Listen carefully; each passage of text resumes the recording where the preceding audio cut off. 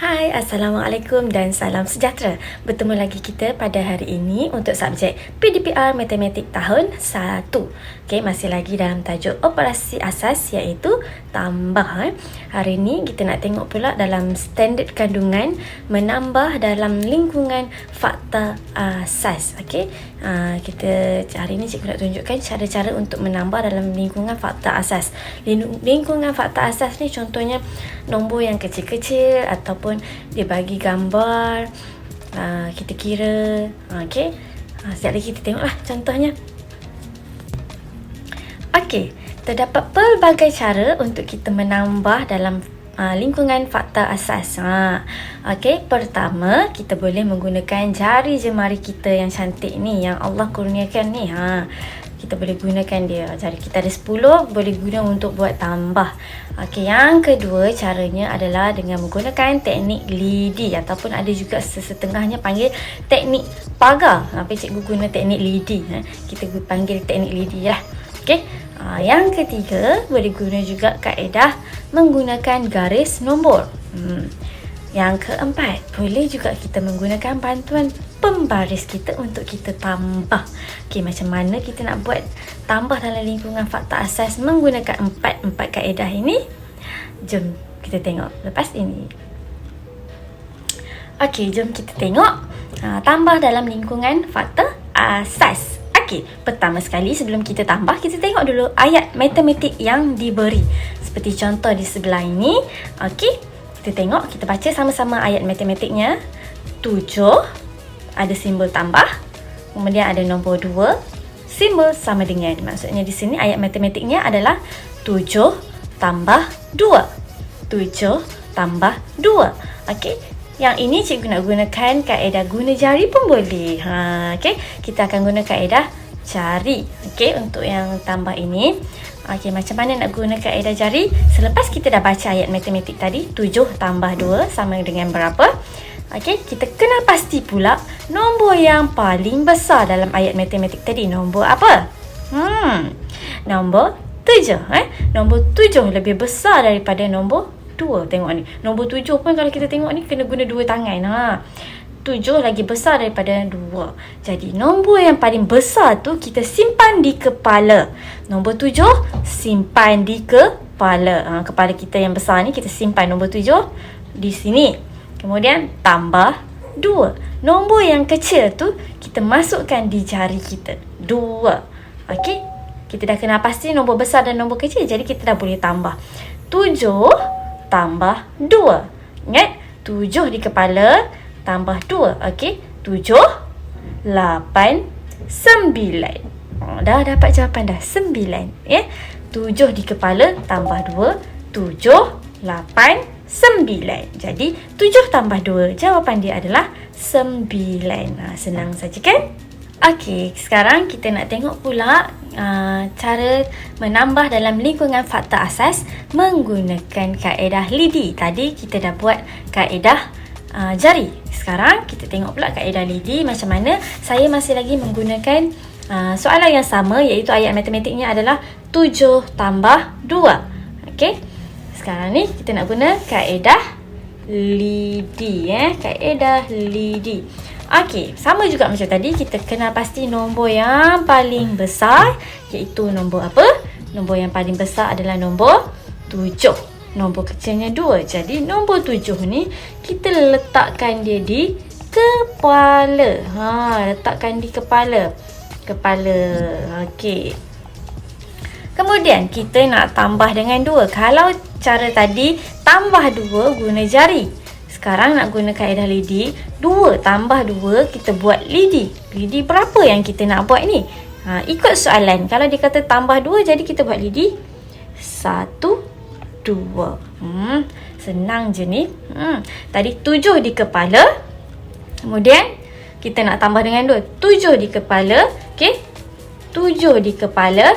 Kemudian kita boleh tambah 7 di kepala 8, 9. 8, 9. Dapat dah jawapan. Berapa jawapan dia?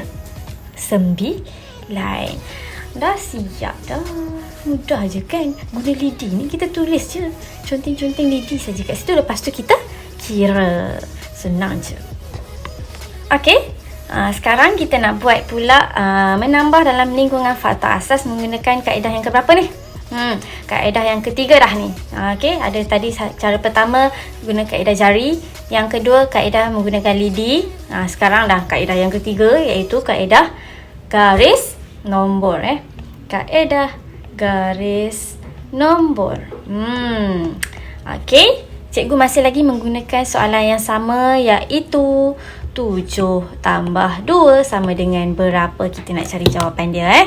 Okey, untuk menggunakan kaedah garis nombor, tambah menggunakan garis nombor ni, semestinya kita perlu buat garis nombor lah. Okey, garis nombor ni macam mana kita nak tahu? Nak perlu tulis nombor apa dalam garis nombor ni? Sama juga macam tadi, kita kena pasti nombor yang paling besar dalam ayat matematik ni. Okey, ini contoh dalam ayat matematik, nombor paling besar dia adalah 7. Jadi, nombor dalam garis nombor yang perlu kita buat adalah dalam lingkungan sifar sampai 10 lah. Okey, kita cuba buat dulu garis nombor untuk soalan ayat matematik ni, 7 tambah 2. Okey, cikgu buat garis nombor. Mula dengan sifar 1, 2, 3, 4, 5, 6, 7, 8, 9, akhir sekali 10. Oh, saya ingat pula. Tak apalah. Okey. Kemudian kita kena pasti tadi 7 tambah 2, nombor yang paling besar dia 7. Jadi kita bulatkan nombor 7. Okey, bulatkan nombor 7. 7 di situ. Kemudian soalan nak kita tambah 7 dengan 2. 7 tambah 2. Jadi pada nombor 7 ni, kita anjakkan dia 2. Bilangan 2. Macam mana nak anjak tu? Senang je. Kita buat anak panah. Anak panah 2 kan, tambah 2. Jadi 2 lah anak panah yang perlu kita buat. Okey, daripada nombor 7 ni lah. Okey, 1, 2. Jadi nombor 2, anak panah selepas nombor 2 ni jatuh pada nombor 9. Jadi jawapan 7 tambah 2 adalah tada, 9. Senang je kan? Kita boleh tulis dah jawapan 7 tambah 2 sama dengan 9. Ataupun kita nak cuba contoh soalan lain menggunakan teknik garis nombor ni. Okey, cikgu bagi contoh lain. Cikgu bagi contoh soalan apa cikgu nak bagi? Cikgu suka nombor 6. 6 tambah berapa? Tambah 3. 6 tambah 3 sama dengan berapa jawapan yang kita perlu cari ni. Okey, tadi cikgu dah bagi tahu kita nak guna kaedah garis nombor. Bila kaedah garis nombor, kita kena buat garis nombor. Okey, nombor ni di bawah nombor 10. Jadi cikgu buat garis nombor daripada sifar sampai 10 lah. Okey, kita mulakan dengan sifar 1, 2, 3, 4, 5, 6, 7, 8, 9, 10. Okey, ada dah garis nombor. Lepas dah ada garis nombor, kita nak buat apa? Kita bulatkan. Soalan minta tadi 6 tambah 3. Jadi kita bulatkan nombor 6. Kita bulatkan nombor 6. Kemudian kita dah boleh tambah dah. Macam mana nak tambah guna garis nombor ni? Kita perlu buat anak panah. Kita buat anak panah. Daripada anak panah ni nak berapa kita nak buat anak panah ni? Ikut soalan. Soalan nak 6 tambah 3. 6 tadi kita dah bulat. Tambah 3. Jadi anak panah dia perlu ada 3. Dari mana anak panah tu nak mula? Kita mula daripada nombor yang dia minta tadi. 6. 6 tambah 3. Jadi mulakan anak panah daripada nombor 6. Sebanyak berapa kali anak panah? 3. Sebab 6 tambah 3. Jadi cikgu buat 1, 2, 3. Dah dapat dah jawapan. Jawapan pada anak panah yang terakhir 1, 2, 3, 6. 6 tambah 1, 2, 3 tambah 3 kan. Jadi berada pada nombor 9. Jadi jawapannya adalah 9. 6 tambah 3 jawapannya 9. Okey, tadi kita dah tengok dah 3 teknik. Ini teknik yang terakhir untuk menambah dalam lingkungan fakta asas. Okey, kali ni cikgu nak gunakan kaedah pembaris. Guna kaedah pembaris. Apa itu kaedah guna pembaris? Bila kita nak guna kaedah pembaris, mestilah kita kena ada pembaris kan? Okey, jom kita bawa pembaris. Tada! Ini pembaris cikgu.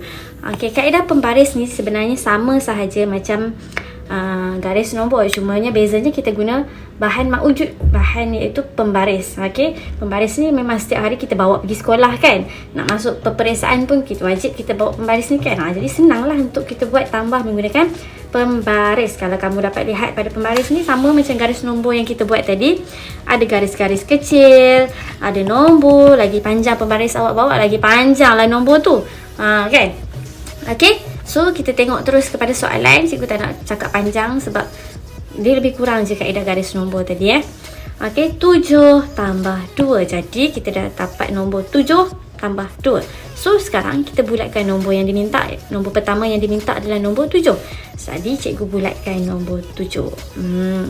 7 tambah 2. Dia nak kita tambah 2. Jadi kita buat anak panah sebanyak berapa? Soalan minta berapa? 7 ke? Tadi 7 kita dah bulatkan. Tinggal nombor 2 je yang kita tak buat kan? Jadi anak panah kena buat 2. So saya buat 2. 1 2. 1 2. Jadi anak panah jatuh pada nombor berapa? Anak panah yang terakhir sekali jatuh pada nombor 9. Jadi jawapannya apa? Jawapannya adalah 9. Senang saja kan? Okey. Cikgu bagi satu lagi contoh soalan lain. Cikgu suka nombor 5 tambah 3 sama dengan berapa? Jadi ini soalan dia menggunakan pembaris. So cikgu masukkan pembaris cikgu. Mana pembaris cikgu? Oh, besar pembaris cikgu. Kita besar kecilkan. Okey, jadi cikgu nak selesaikan soalan ni. Okey, mula-mula kita bulatkan soalan yang pertama. Nilai yang pertama 5, so kita bulatkan 5. Kemudian tambah 3, kita buat anak panah. Sebanyak berapa? Sebanyak 3 daripada nombor yang kita bulat tadi. 1 2 3. 1 2 3. Betul kan? Kita cek balik, kita tulis balik nombor yang kita dah buat anak panah tadi. Jadi anak panah terakhir jatuh pada nombor berapa? Nombor 8. Jadi 5 tambah 3 sama dengan 8. Siap. Okey, jom sekarang kita buat latihan dalam buku matematik jilid 1, muka surat 30. Muka surat 73. Muka surat 73. Jom kita baca soalan sama-sama Lengkapkan ayat matematik. Okey, lengkapkan ayat matematik. Tengok huruf A. Dalam muka surat ni senang sebab dia dah bagi gambar untuk kamu kira. Jadi huruf A dan B ni tak perlu guna kaedah yang cikgu bagi tadi. Kamu just kira je dekat dia punya gambar Okey, jom kita buat sama-sama. Cikgu tunjuk contoh huruf A je lah. Huruf B awak buat sendiri Senang je ni. Okey, huruf A ada gambar buah strawberry dalam mangkuk. Okey, dalam mangkuk ada, kemudian ditambah dengan beberapa bilangan strawberry. Dan dalam soalan ni dia dah bagi ayat matematik kepada kamu. Mudah juga. 7 tambah 4. Jadi jom kita kira sebab gambar dia dah lengkap. Okey, 7 tambah 4. 1, 2, 3, 4, 5, 6, 7. 7 di dalam bakul tu, dalam mangkuk tu. Kemudian tambah lagi 4. Selepas 7, 8, 9, 10, 11. Jadi 7 tambah 4, jawapan dia 11. Senang. Huruf B cikgu tak nak tolong, awak buat sendiri, senang, jawab kira je. Okey, tengok pula huruf C. Huruf C dan D ni beza pula soalan sebab cikgu tak pernah ajar kamu tentang abakus lagi kan. Cikgu saja tak ajar. Nanti bila dah habis semua topik silibus ni, kalau sempat baru kita ajar tajuk abakus ni Okey, tak apa. Pada abakus tu kamu abaikan dulu. Kita tengok pada ayat matematik. Yang ini abakus tu kamu tak payah tengok sebab kita tak belajar lagi. So cikgu pangkalkan. Kita pangkal supaya kamu tak tengok abakus tu. Jadi kita tengok pada ayat matematik yang diberi. Tengok huruf C dulu. Huruf C, 4 tambah 8. Jadi sekarang inilah masanya untuk gunakan kaedah yang cikgu ajar tadi. Okey, saya nak guna kaedah jari. Saya nak guna kaedah jari. Saya nak tunjuk contoh menggunakan kaedah jari. Jadi Nombor 4 tambah 8. Jadi saya letakkan nombor yang pertama ni di kepala. 4 di kepala. Tambah 8 tu di jari. 4 di kepala, 8 di jari. 1, 2, 3, 4, 5, 6, 7, 8. Ingat tadi 4 di kepala tambah 8 di jari. 4 di kepala, 5, 6, 7, 8, 9, 10, 11, 12. Jadi kita dah dapat jawapan 4 tambah 8, 12. Okey. 4 tambah 8, 12. Tengok pula huruf D. 8 tambah 9. Nak guna kaedah jari lagi ke? Cikgu guna kaedah lidi lah pula. Okey, 8 di kepala tambah 9. Jadi 9 ni kita buat lidi 9. Jadi berapa lidi yang perlu kita buat? 9 jugalah. 1, 2, 3, 4, 5, 6, 7, 8, 9. So jom kita tambah. 8 di kepala, 8. Kemudian lepas 8, 9, 10, 11, 12, 13, 14, 15, 16, 17. Jadi 8 tambah 9, jawapan dia adalah 17. Sedang je kan? Boleh? Awak boleh guna sama ada awak nak guna kaedah jari, lidi, garis nombor ataupun pembaris untuk soalan C dan D ni. Okey? Okey, untuk huruf E, F, G dan H. Mudah saja. Dia dah bagi gambar. Jadi awak kira pada gambar sahaja kan? Okey, jom sekarang kita nak tengok pula latihan pada muka surat 74. Okey, jom sekarang kita tengok pula muka surat 74. Hari ni kita buat latihan pada muka surat 73 dan 74. Dua muka surat ini saja yang melibatkan tajuk yang cikgu ajar tadi. Okey, jom kita baca soalan pada muka surat 74 ni. Aktiviti 6. Lukis anak panah pada jalur nombor. Ini jalur nombor. Dan garis nombor. Ini adalah garis nombor. Tuliskan jawapan. Okey, cikgu tolong kamu huruf A dan B sahaja.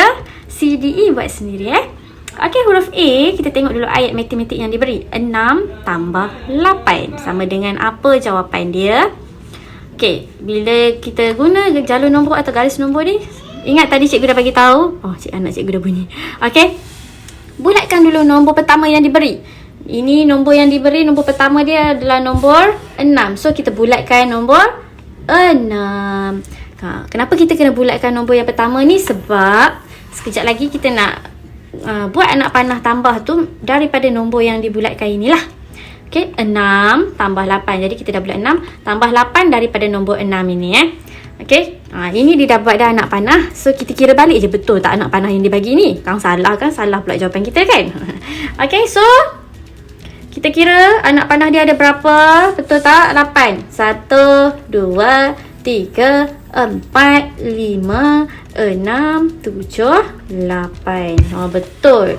6 tambah 8, anak panah dia pun ada 8. Jadi anak panah yang terakhir, anak panah yang ke-8 jatuh pada nombor berapa? Kita bulatkan. Jatuh pada nombor 14. Jadi 6 tambah 8, jawapan dia adalah 14. Okey, dapat dah jawapan. Okey, tengok pula huruf B. Dia bagi jalur nombor dah. So, kita tengok ayat matematik dia. 9 tambah 4. Jadi, pertama sekali kita buat, bulatkan nombor yang pertama, iaitu nombor 9. Kita dah bulat dah. Step yang seterusnya kita nak buat anak panah. Anak panah ni nak buat berapa banyak? Tengok soalan. 9 ke? 9 kita dah bulat, jadi bukan. Tambah 4. Jadi 4 lah anak panah yang kita kena buat. Jom kita buat sama-sama Jadi 1 2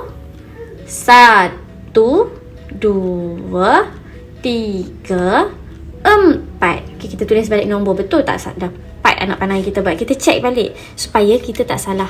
Okay, 1 2 3 4. Betul dah anak panah yang kita buat tu ada 4. 9 tambah 4. Jadi anak panah yang keempat itu jatuh pada nombor berapa? Jatuh pada nombor 13. Jadi 9 tambah 4, jawapannya adalah 13. Okey, siap dah huruf A dan B, C, D, E. Kamu buat sendiri. Boleh cuba buat.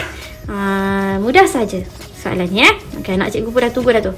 Okey, selamat menjawab. Selamat cuba menjawab soalan tambah yang mudah ni Okey, Assalamualaikum. Selamat sejahtera.